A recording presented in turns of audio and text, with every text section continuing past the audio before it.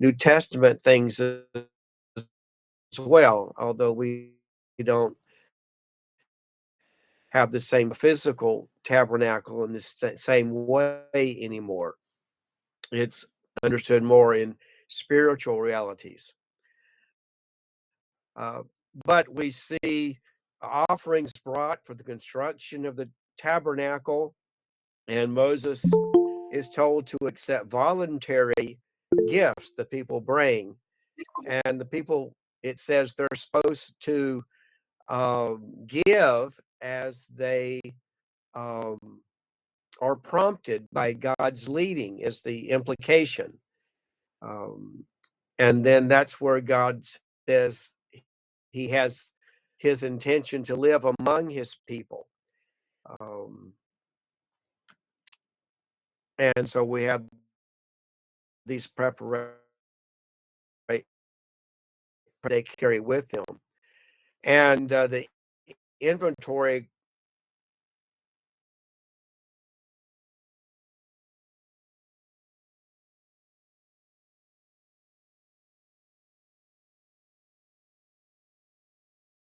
were not common things.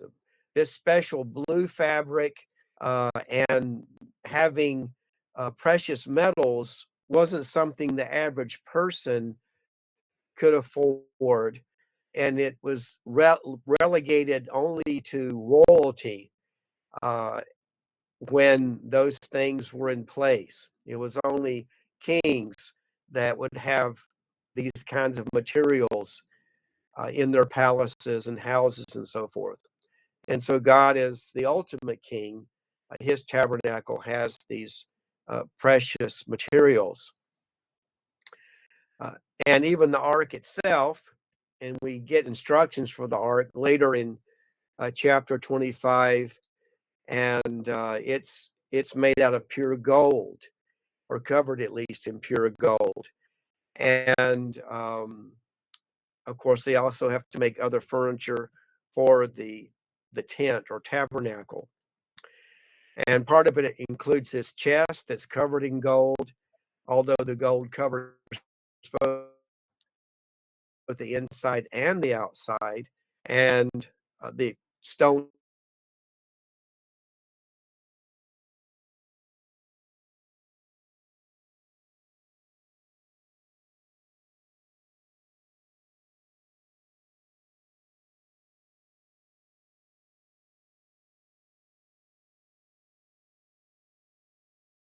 placed inside, along which is also called the covenant that God makes with his people.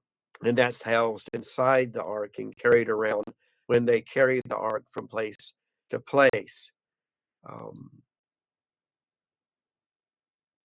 and the top of the ark, the cover, was considered a cover related to atonement or a covering, which had theological connection to the covering that we talk about when our sins are covered by God.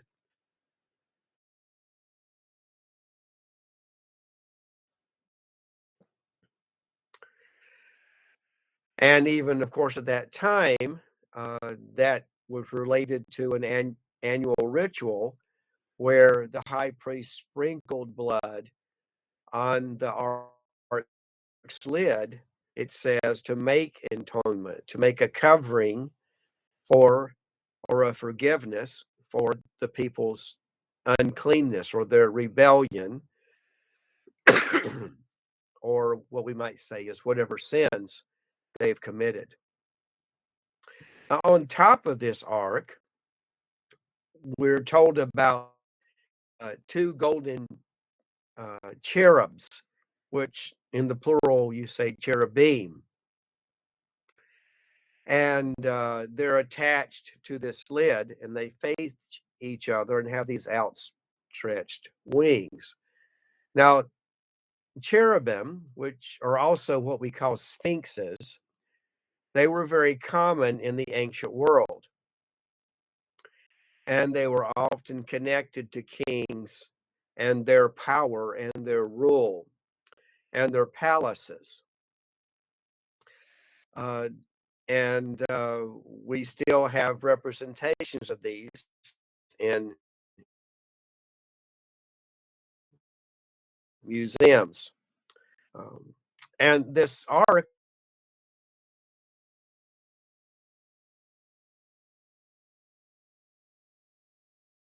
throne, and he's sitting between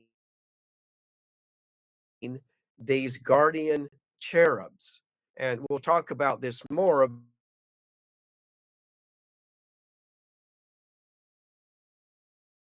but Ezekiel guardian cherub, and that's often connected to the idea that Satan's an angel and he's a guardian angel, although nothing ever says he is a guardian angel.